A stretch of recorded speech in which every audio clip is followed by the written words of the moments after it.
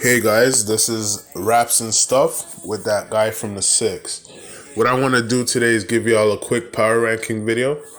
This is going to be part one, Eastern Conference. I'll follow up with a part two, doing the Western Conference. My plan also is to do three. I'm going to do three in total. This one obviously being the first. I'll do another power ranking a month into the season. And then the final one I plan to do after the All-Star break. Of course, I'll be bringing y'all content in between the power rankings. But as far as power ranking go, that is my plan. So let's get into it. What I'm going to do, I'm going to start from the bottom and work my way up to the top. At 15th spot, I got the Detroit Pistons. The Detroit Pistons is not, I don't think their potential is the 15th spot. It's just they're a young team, you know, and they're going to have to prove it. All right. That's just really what it is. Cade Cunningham, one of my favorite guards. I like big point guards, big guards who have high IQ, could get you a bucket. That's Cade Cunningham. You put him with Jaden Ivey, rookie. I think he'll be good this year.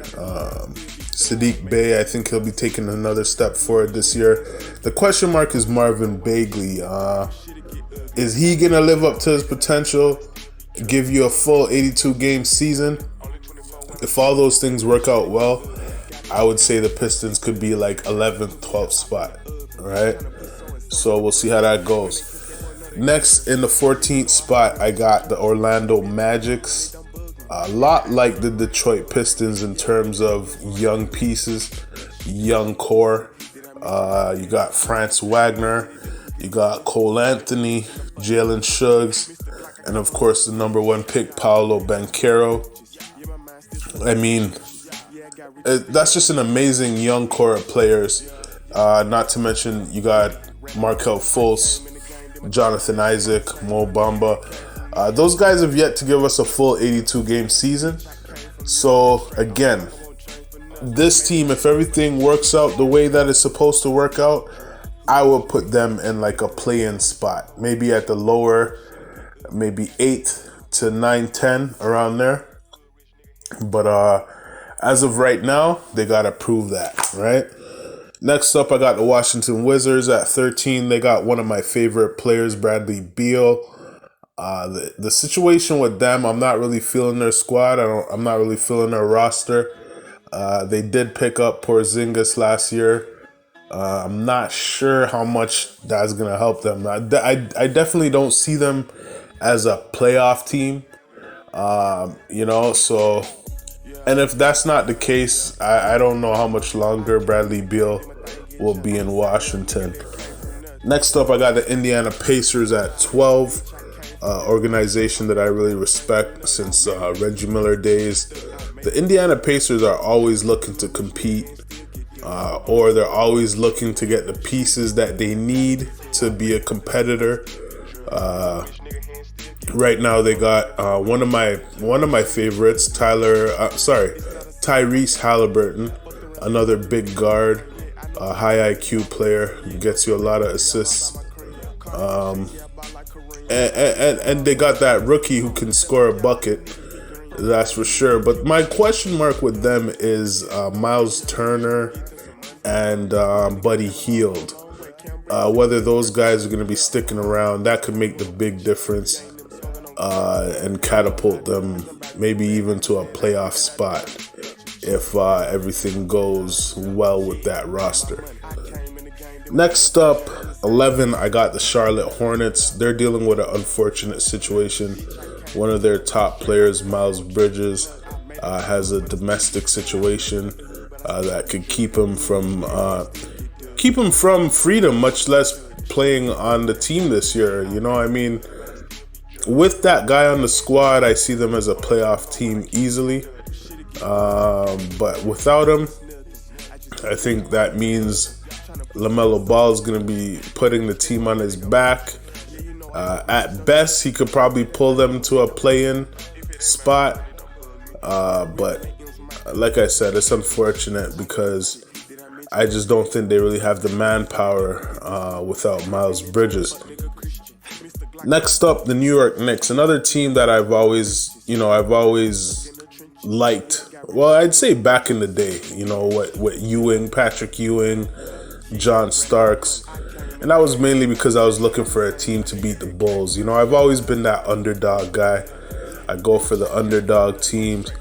But with the New York Knicks, how long are you going to be an underdog team? I mean, you got so many diehard fans, and you really, you made the playoffs a couple years ago and followed up by not making the playoffs. I mean, for a team like the Knicks, they're like almost like the Lakers in terms of organizations that are well loved, that have diehard fans, and they just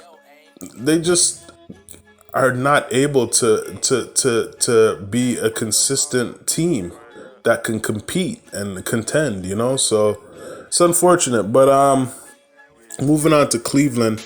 Cleveland, you might disagree with them at the 9th spot because they picked up Devin Mitchell. My thing is, when have we seen two small ball handling guards take their team to the finals, much less even a championship, So they might be the first team to do it, but until then, I got them at the 9th spot. 8th spot, I got the Brooklyn Nets. Really, because of the question mark with Kevin Durant and Kyrie Irving. I'm not sure if those guys are going to be playing together this year. If they are, obviously they could be the top 5 team in the East. That's no question. We'll see how that goes. At the 7th spot, I got the Atlanta Hawks. I really like the Atlanta Hawks. Y'all might say, hey, but they got 2 ball handling guards. The difference with them is I feel like DeJounte Murray and Trae Young, I feel like they complement each other. DeJounte Murray is a bigger guard, more defensive. He could get you, he's an inside scorer. Trae Young's more high IQ offensive player, really good shooter. So I think those guys complement each other. I think they will squeeze into the playoffs. And once they get in the playoffs, I think they'll make some noise. Give some teams a run for their money. At the 6th spot, I got the Chicago Bulls. I like the Chicago Bulls, but they're dealing with some injuries. Lonzo Ball, Vucevic, those guys are not 100%. If they are, they're definitely a top 5 team. DeRozan obviously played most of his career here in Toronto. I've seen him develop, and I really respect him as a player. So we'll see how those guys do. At the 5th, I got the Raptors, my hometown team. Very questionable about the Raptors this year. Like every year, teams get better. Guys gel. Other teams who keep their team together, they gel more. Players get better.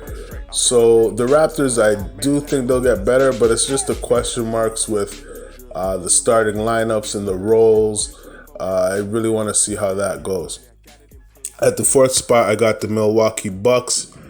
I'd say that's a little bit high for the Milwaukee Bucks because they are dealing with injuries, and I don't think they made the moves necessary to stay at the top of the East. So they might even slip down a little bit from the 4th spot, but we'll see how that goes. At the 3rd spot, I got the Miami Heat. Really, I just played it safe because, Miami Heat, they're a competitive team. I'm not really sure how they're going to do this year. I want them to put Tyler Hero in the starting lineup. I think that will solidify them as a top 3 team. We'll see how that goes. At the 2nd spot, I got the Philadelphia 76ers. Really because they got a lot to prove, right? And their squad, they've gotten a little better from last year, in my opinion. And Joel Embiid has a lot to prove. So does James Harden. Now, with the Boston Celtics, I know their coaching situation changed. I don't think that's going to change much for them. I think they got a lot to prove this year, to prove it wasn't a fluke. And I expect them to be at the top. That's it for the East. I'll catch you on the next one.